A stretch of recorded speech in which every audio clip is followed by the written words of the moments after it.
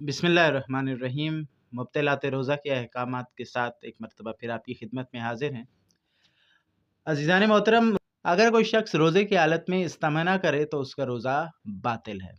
استمنا یعنی منی طلب کرنا، بالفاظ دیگر اپنے بدن کے کسی حصے یا کسی دوسری شے کا استعمال کرتے ہوئے خود اپنی حصے شہوت کو اس طرح سے بھڑکانا کہ اس سے منی خارج ہو، اس کو استمنا کہا جاتا ہے۔ اور روزے کی حالت میں اگر کوئی استمنا کرتا ہے، مرد یا عورت، تو اس کا روزہ باطل ہے۔ اس عمل سے نہ صرف روزہ باطل ہوگا بلکہ غسل جنابت واجب ہونے کے ساتھ ساتھ قضا اور کفارہ بھی اس شخص پر، اس مرد یا عورت پر لازم ہوگا۔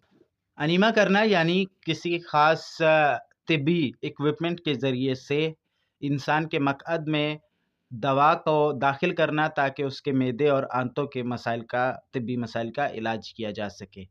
اس میں فقہا کا فتویٰ یہ ہے کہ اگر جو دوائے انیما ہے وہ لیکوڈ ہو، مائع ہو، تو اس سے روزہ باطل ہو جائے گا، لیکن اگر وہ دوا ٹھوس ہو یعنی کہ مائع نہ ہو تو اس صورت میں روزہ باطل نہیں ہوگا۔ کیا کرنا؟ اگر کوئی شخص روزے کی حالت میں جان بوجھ کر کیا کرتا ہے تو اس سے اس کا روزہ باطل ہو جائے گا، لیکن اگر کسی شخص کو بے ساختہ کیا آ جائے تو اس میں اس کا روزہ باطل نہیں ہوگا۔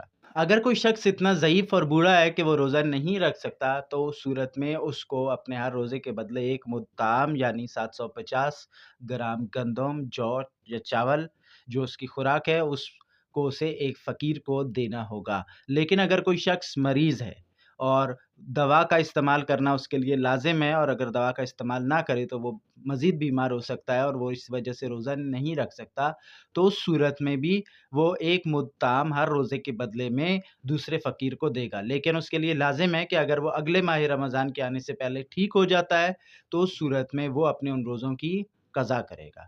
یہی حکم ان خواتین کے لیے ہے جو کہ حاملہ ہیں یا کہ اپنے بچوں کو دودھ پلاتی ہیں، کہ اگر حاملگی میں روزہ رکھنا ان کے لیے مضر ہے یا بچے کو دودھ پلانے کی صورت میں ان کے اور بچے کے لیے مضر ہے تو اس صورت میں وہ ہر روزے کے بدلے میں ایک مد طعام دیں گی۔ اگلے رمضان آنے سے پہلے انہوں نے اس ہر روزے کی قضا کرنی۔